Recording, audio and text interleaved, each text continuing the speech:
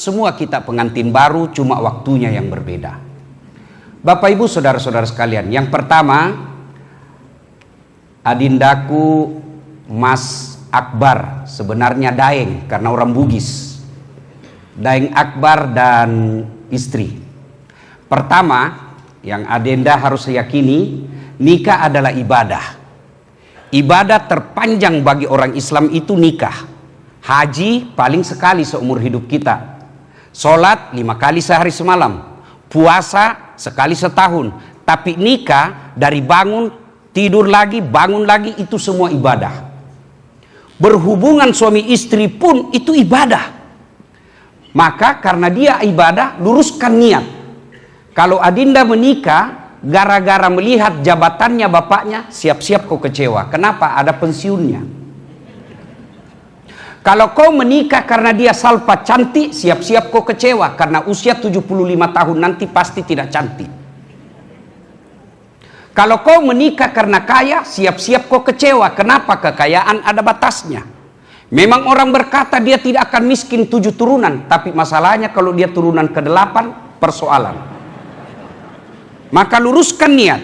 Niat ini menikah, adinda tadi ucapkan, saya terima lillahi ta'ala. Berarti karena Allah kita menikah.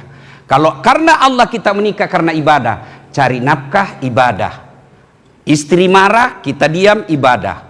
Suami ngambek, kita diam ibadah. Semua jadi ibadah. Maka ibadah sepanjang pernikahan itu. Nasihat yang kedua, adinda Akbar.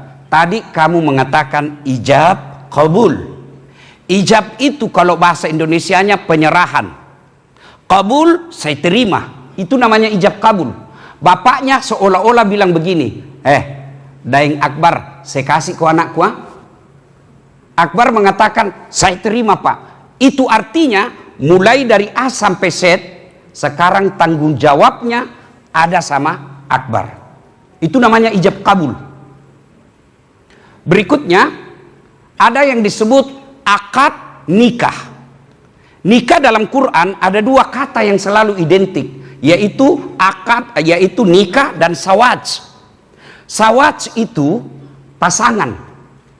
Pasangan tidak bisa sukses tanpa ada pasangannya.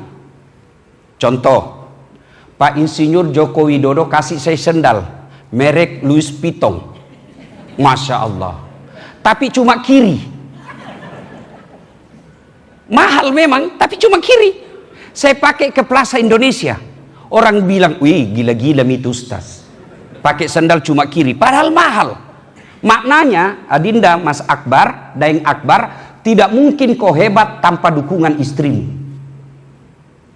Dan tidak mungkin istri hebat tanpa dukungan suami. Itu disebut sawaj. Ini pejabat-pejabat yang ada di depan kita ini yang terhormat, bisa hebat karena istrinya hebat. Dan istri bisa hebat karena suaminya hebat. Dan lebih hebat itu istri. Suaminya menteri, dia jadi lebih hebat dari menteri. Coba itu pak. Dan itu sunnatullah memang begitu. Maka tidak mungkin kalian berjaya kalau kau remehkan dan kau hina pasanganmu. Nasihat ketiga, adinda berdua. Tidak ada rumah tangga yang tidak ada masalahnya. Percaya itu. Bohong itu kalau ada orang bilang tidak ada masalahnya. Bohong. Wih, romantis betul rumah tangganya Ustaz. Dari mana kau lihat? Dari Instagramnya. Oh, jangan percaya Instagram. Muka aja bisa dikasih putih. Jangan percaya. Oh, bahagia betul. Romantis rumah tangganya. Dari mana kau lihat? Fotonya Ustaz. Foto itu 30 detik. Apalagi share di Instagram 30 detik, 1 menit saja. Kita tidak tahu 23 jam sekian menit.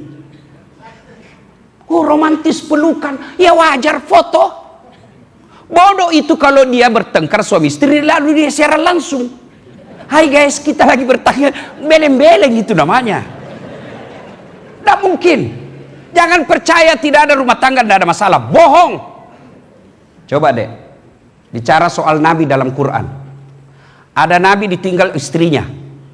Siapa? Nabi Ayub. Sakit Nabi Ayub, ditinggal istrinya. Kata Ayub, tega nian kau kau tinggalkan saya. Waktu sehat kau romantis sama saya sakit kau tinggalkan. Bahasa sosialnya sekarang, waktu kok saya aktif, wih romantis betul. Begitu saya pensiun kau biarkan saya. Itu Nabi Ayub. Ada juga suami yang tinggalkan istrinya. Ada Ibrahim alaihissalam. Ibrahim sampai yang kita sebut sekarang Makkah, Allah perintahkan Ibrahim, tinggalkan anak istrimu. Untuk apa? Kau tinggalkan saja, kata Allah. Lalu Siti Hajar berkata, bang, tega niat kau tinggalkan saya. Kenapa kau tinggalkan saya di padang yang panas ini? Tidak ada kehidupan sama sekali. Apa kata Ibrahim? Saya juga tidak tahu sayang, tapi saya perintah Allah. Lalu apa kata Siti Hajar? Kalau ini perintah Allah, sami'na wa ta'na, don't worry, be happy, kau jalan. Cuma dalam hadis itu tidak ada be happy, tidak ada. Ya, semua orang punya masalah. Coba lihat dalam rumah tangga deh, masalah. Ada orang sudah menikah, 2 anaknya tidak ada rumahnya. Ada ibu? Ada. Ada lagi orang belum menikah sudah ada rumahnya, tapi apa masalahnya? Tidak ada anaknya. Ada anak, ada rumah, selesai masalahnya. Tidak, apa masalahnya? Mertua ikut campur. Biar warna cat rumah mau diikur semua. Iya kan? Ada anak, ada rumah, mertua bagus. Apa masalahnya? Suaminya selingkuh. Ada begitu, banyak. Percaya, tidak ada rumah tangga tidak ada masalahnya. Jangankan kita, apa pangkat kita sebagai pejabat? Jangankan adinda yang cakep dan cantik, kurang apa mulianya Muhammad sallallahu alaihi wasallam? Apa beliau tidak ada masalah? Belum lahir Nabi sudah ada masalahnya. Apa masalahnya? Wafat bapaknya. Lahir lagi, baru 4 hari lahirnya diambil ibu susunya Halimatus Sa'diyah, dipisah dengan ibunya. 4 tahun baru ketemu. Baru 2 tahun bersama ibunya meninggal Siti Khadijah, meninggal lagi Siti Aminah, yatim piatu 6 tahun. Semua orang punya masalah. Dalam kesetiaan rumah tangga, Nabi pernah ditimpa isu Aisyah selingkuh. Itu Nabi. Apalagi kalau kita cuma komjen. Itu saya tidak berani sebut jenderal, tidak berani pak. Kalau jenderal, komjen teman saya. Semua ada masalah. Ayo, ini yang bicara pak. Pak Wapres ini yang bicara. Banyak masalah saya pak. Apalagi setelah saya viral, banyak janda-janda curhat. Modus Ustadz, ada masalah saya, suami saya baru meninggal. Ada doa-doa penenang jiwa. Saya kasihlah doa di WhatsApp. Lama-lama dia bilang, Ustadz jiwa saya sudah tenang. Maukah Ustadz menjadi imam dalam hidupku? Saya bilang mohon maaf dek, saya bukan imam, saya penceramah. Semua kita punya masalah. Allah Karim. Akbar, Salfa, Allah tidak mengatakan kalau ada masalahmu kau jadi presiden dulu, tidak.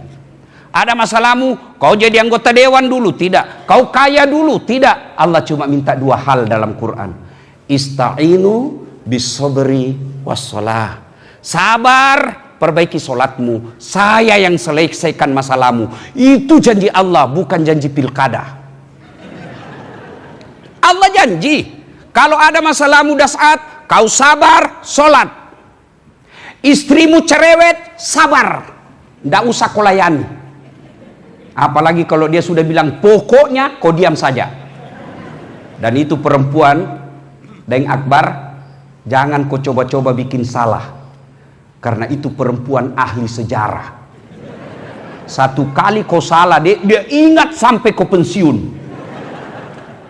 Percaya itu. Makanya istri saya bilang, kalau kau tahu laki perempuan ahli sejarah, jangan kau bikin sejarah. Dan itu kalau diulas, dia ulang-ulang terus itu. Nah, ya, sabar. Yang kedua, perbaiki sholat. Nasihat. Semua punya masalah, terutama kita laki-laki pak. Deng Akbar, laki-laki itu sebagai suami paling banyak masalahnya. Coba lihat, kita tinggal di rumah, dia bilang pemalas. Kita pergi keluar, dia bilang suka ngelayap. Kita ikuti kata istri, dia bilang takut istri.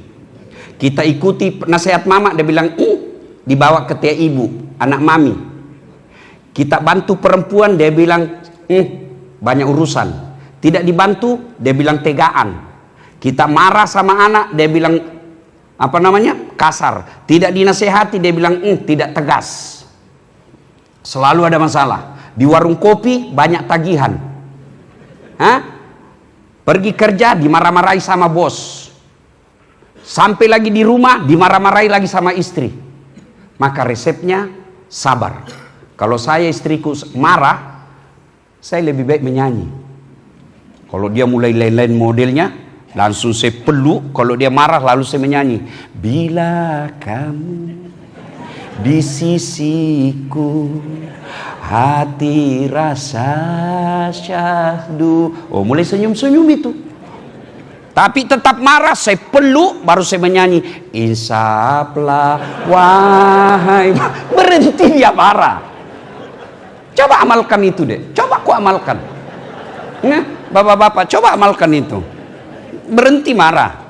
Dan sebenarnya itu perempuan suka marah, sebabnya kata Nabi 2. 1, jarang kau memujinya. 2, jarang kau kasih hadiah. Ya tuh Bu? Nah, tuh betul. Iya Cok.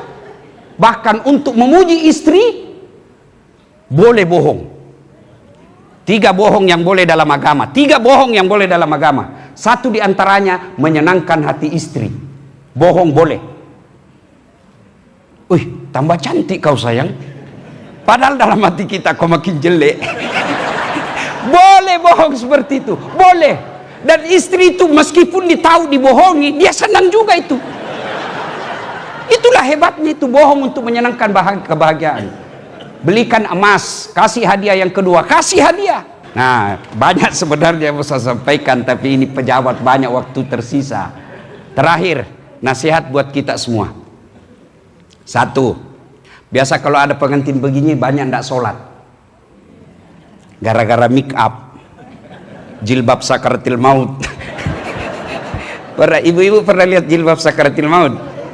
Itu yang ada talinya diikat di leher, dikasih kembang di sini, warnanya 3 lapis, krem, jilbab, baru kasih miring lagi. Ada lagi kayak pohon-pohon di belakang. Nah, itu biasanya ndak sholat duhur itu kalau ada begitu. Yang kedua, biasanya kalau ada acara begini banyak praktek mubasir. Jangan mubasir Pak. Semua yang ada di meja itu duit dan orang cari dengan jerih payah. Makanlah seadanya. Kalau enak baru tambah. Jangan ambil banyak lalu kita sisa. Itu setan bergembira di situ. Kita praktek nanti.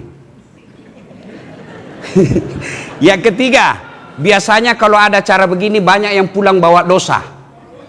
Kenapa pulang bawa dosa? Mencela acaranya orang. Bahkan istrinya orang dia celah. Dia bilang, enggak serasi pakaiannya. Dia bilang, iya kayak umbul-umbul. Urusannya orang. Ustadz pun dia celah. Itu juga bajunya yang di YouTube. Astagfirullah. Ya, pulang bawa. Sampai kuenya orang dicela. Kayak basi. Padahal membungkus. Ibu-ibu Columbus. Tahu ibu-ibu Columbus? Kelompok ibu-ibu pembungkus. Nanti viral dilihat CCTV. Ya. Yang keempat, biasanya kalau ada acara begini banyak yang tersinggung pulang. Kenapa? Merasa jabatannya tidak dihormati. Kita datang semua undangan. Sahabat. Jauh-jauh dari Sulawesi. Woi, tidak diajak ngomong. Bukan tidak diajak ngomong. Banyak tamunya orang. Kok saya di belakang? Memang beginilah ya namanya kehidupan sosial. Tinggal kita turunkan perasaan. Jangan selalu di atas perasaan. Turunkan sedikit, kita semua sama-sama. Insya Allah bahagia. Bapak Ibu Saudara, terakhir. Ada yang saya lupa. Akbar, besok-besok kalau marah sama istri dek, jangan gampang bilang talak. Ini wasiat agama. Makanya itu tidak dibacakan lagi sigat tali. Biasanya kan dibacakan, ada himbauan Kementerian Agama, tidak boleh lagi baca itu karena ada kata talak di dalamnya. Ya, besok kamu marah, saya talak kamu, jatuh talak 1. Marah 5 menit kemudian, saya talak betul kok, jatuh talak 2. Keluar dari rumahnya dia banting pintu, tak, saya talak kamu, jatuh talak 3. Talak 1 masih boleh rujuk, tidak perlu. Talak 2 harus nikah ulang. Talak 3 cerai dulu, baru nikah dengan laki-laki lain. Kita tunggu dia cerai, tunggu 3 kali haid, baru kita cerai nikah lagi. Hati-hati bilang talak. Meskipun lewat WhatsApp, meskipun hanya bercanda, tidak boleh kata talak dipermainkan. Bagaimana kalau perempuan bilang talak, Kak? Talak, talak, talak, talak, talak, talak, talak, Kak. Biar sampai di atas pantatnya ndak sah. Bapak Ibu saudara-saudara sekalian, ini nasihat buat kita semua. Kalau ada khilaf dan salah mohon dimaafkan. Terima kasih.